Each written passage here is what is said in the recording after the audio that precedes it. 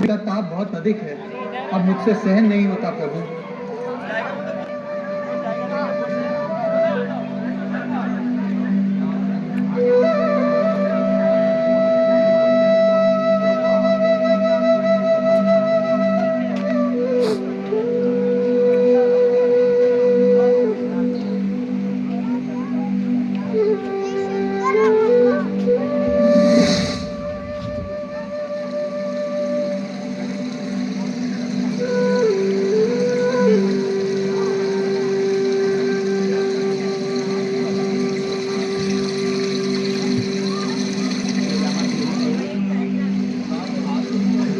ये जल का स्रोत केवल मैंने तुम्हारे लिए ही प्रकट नहीं किया है पार्थ।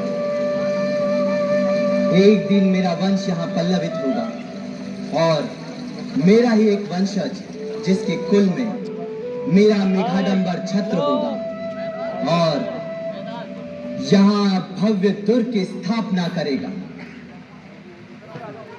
राजन, तुम श्री कृष्ण के वंशज, परंतु यदि तुमने इस स्थान पर दुर्ग की स्थापना की तो यह 2.5 बार शाका होगा।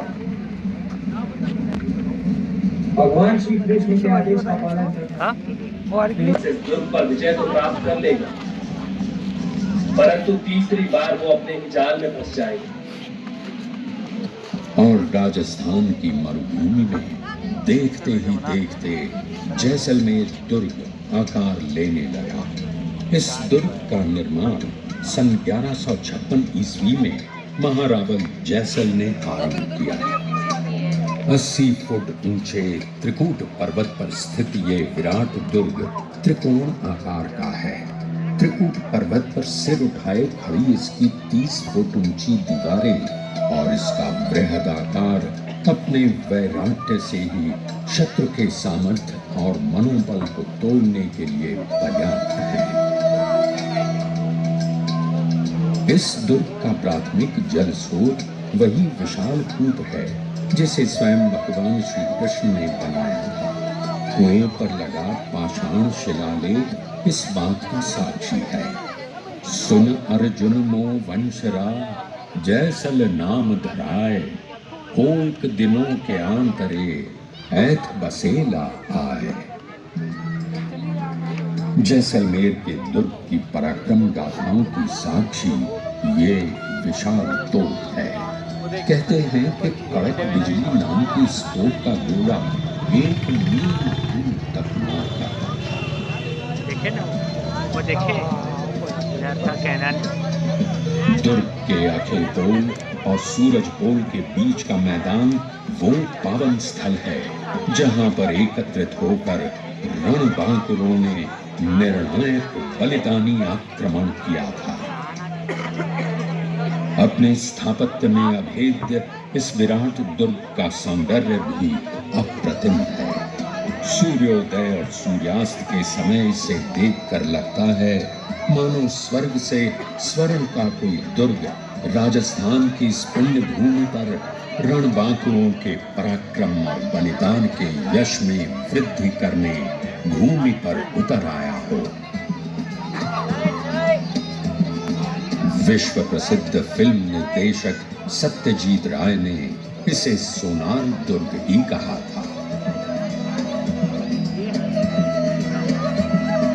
अपनी स्थापना के समय में जैसलमेर का यह दुर्ग विशिष्ट था क्योंकि ये उत्तर भारत से गुजरात जाने वाले अति महत्वपूर्ण व्यावसायिक राजमार्ग के ठीक मध्य में स्थित था। इस विराट मरुभूमि में ये आने जाने वाले व्यापारियों के ताबलों के लिए एक महत्वपूर्ण आश्रय स्थल तो था ही, इस स्वर्णिम दुर्ग की सेनाएं उन्हें इस वीराने में सुरक्षा और सुगमता की आश्वस्ति भी देती थी।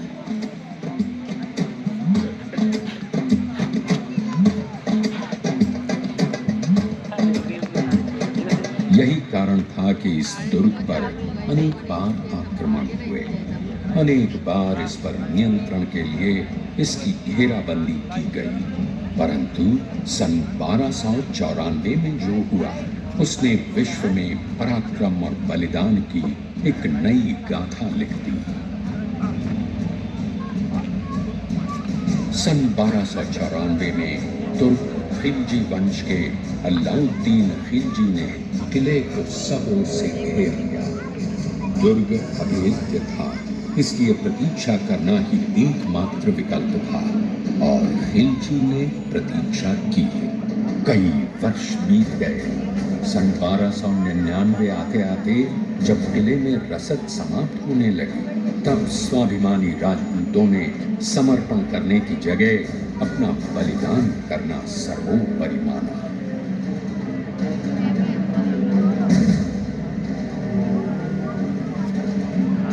पुरुषों के सिर पर केसरिया पाग सज गए। भव्य ललाटों पर रक्त चंदन के तिलक लगाकर कंगन बजाती हुई वीरांगनाओं ने अपने वीरों को प्रणाम कर उनसे अंतिम विदा ली।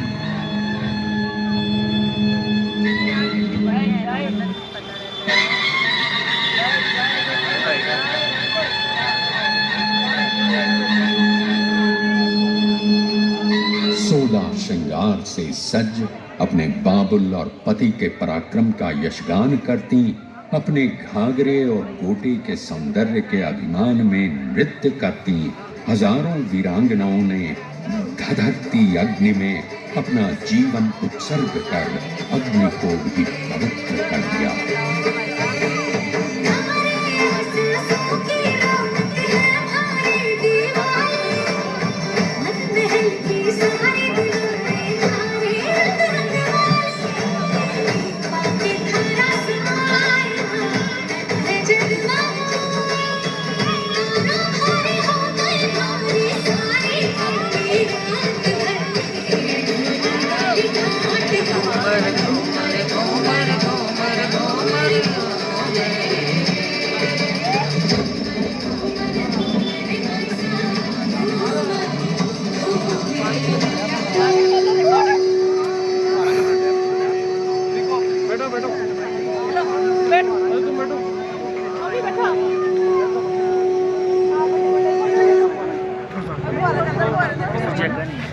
अपनी स्त्रियों के बलिदान से प्रेरित वीर कभी न लौटने के लिए लड़े और रणभूमि को अपने पराक्रम से कंपा दिया।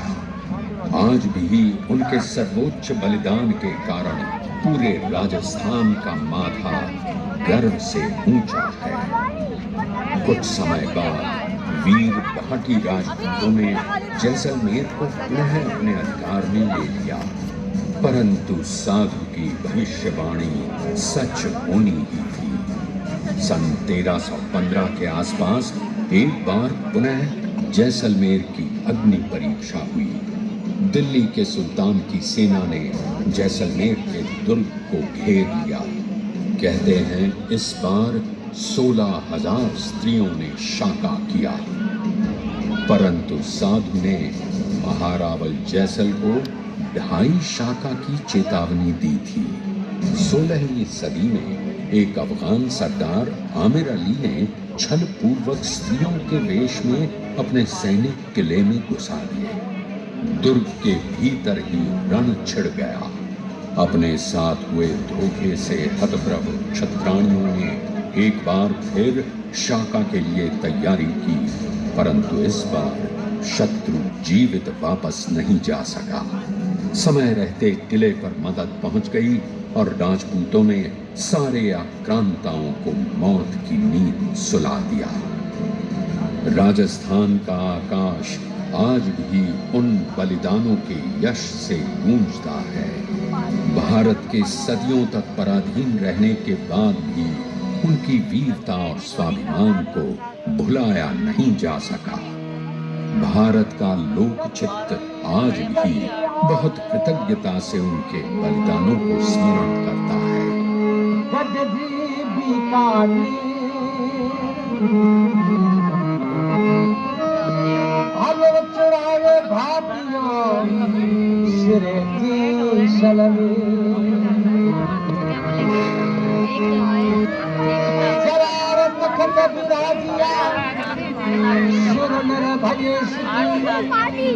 अंदर दर्शन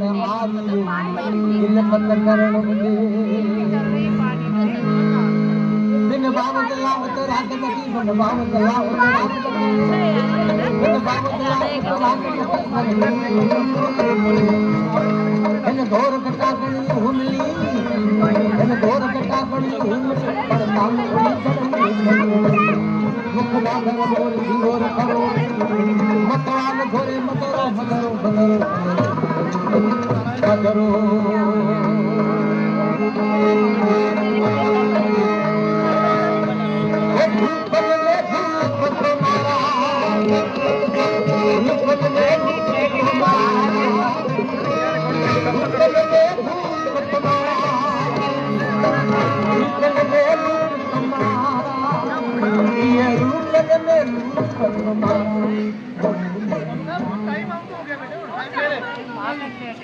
जैसलमेर के दुर्ग की सबसे अद्भुत विशेषता है इसका अद्वितीय जल प्रबंधन।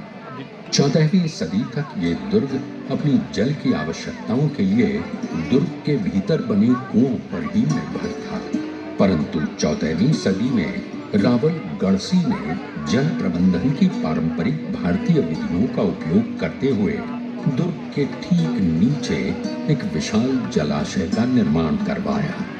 तपती मरुभूमि में जल का इतना विशाल स्रोत तैयार करना किसी चमत्कार से कम नहीं था।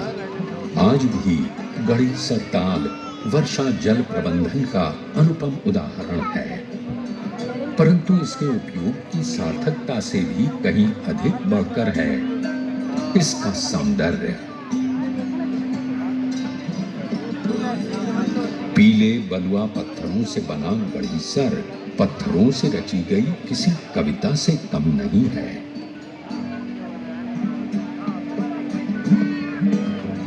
इसके घाटों पर बनी छतरियां इसके स्निग्ध सौंदर्य को और बढ़ा देती हैं।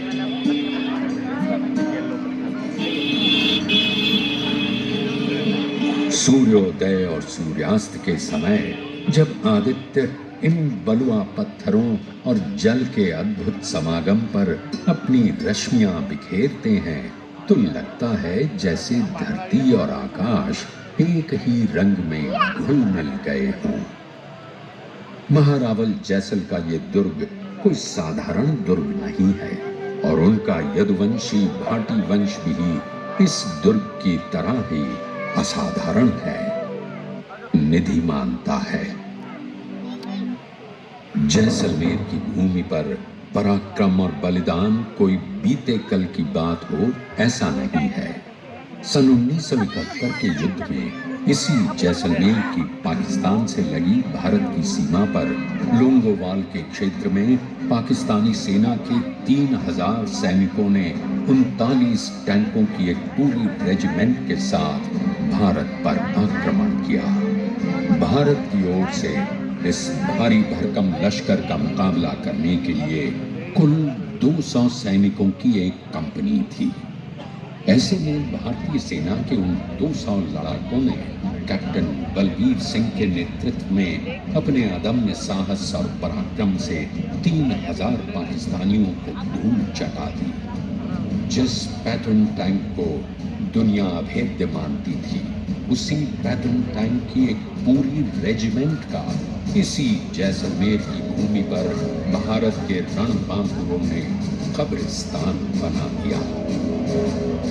ऐसा अदम्य साहस और अभूतपूर्व पराक्रम अपने जीवन तक को मातृभूमि पर न्योछावर करने की ऐसी इच्छा शक्ति, यह किसी दिव्यता की छत्र छाया के बिना संभव नहीं। जैसलमेर पर दिव्यता की यह कृपा है तनोट माता।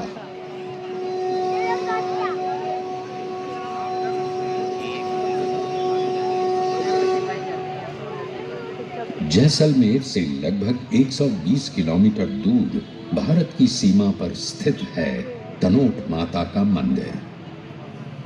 लोगों का यह विश्वास कि माता तनोट इस क्षेत्र की रक्षा करती हैं यूं ही नहीं है। सन 1965 और फिर 1971 के भारत पाक युद्ध में शत्रु ने जानबूझकर इस मंदिर पर कई रॉकेट दागे, परंतु चकित कर देने वाली बात यह है कि उनमें से एक भी नहीं फटा। आज भी मंदिर के प्रांगण में वो बम और रॉकेट सहज कर रखे गए हैं जो इस क्षेत्र पर मां तनोट के अभय का प्रमाण है।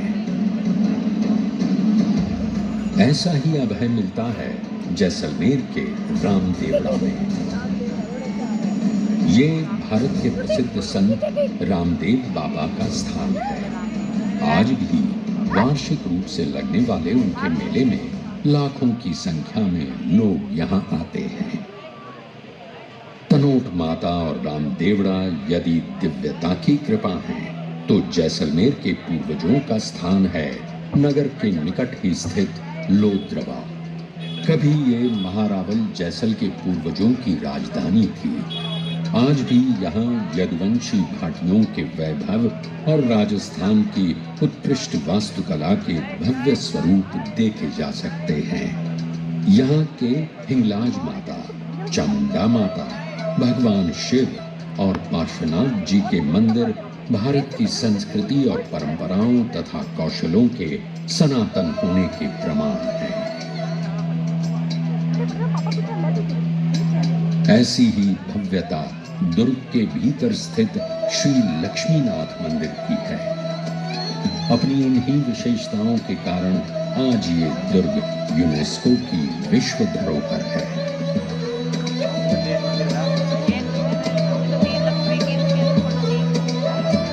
दुर्ग का सबसे भव्य अनुभव है यहाँ का राजमहल पैलेस, जो अपने भीतर सैकड़ों वर्षों के जीवन, उसकी पीढ़ियों, उनके उत्सवों, उनके पराक्रम, उनके बलिदानों, उनकी परंपराओं और उनके मातृभूमि से प्रेम का निरंतर साक्षी रहा है। इस किले के पराक्रम और बलिदान के यश ने इसे समय से परे खड़ा कर दिया है। अनेक बार इतिहास को रच देने वाला जैसलमेर का ये दुर्ग आज भी अपनी पूरी भव्यता के साथ खड़ा है। समय की आंधियों का इसने हर मन से सामना किया है।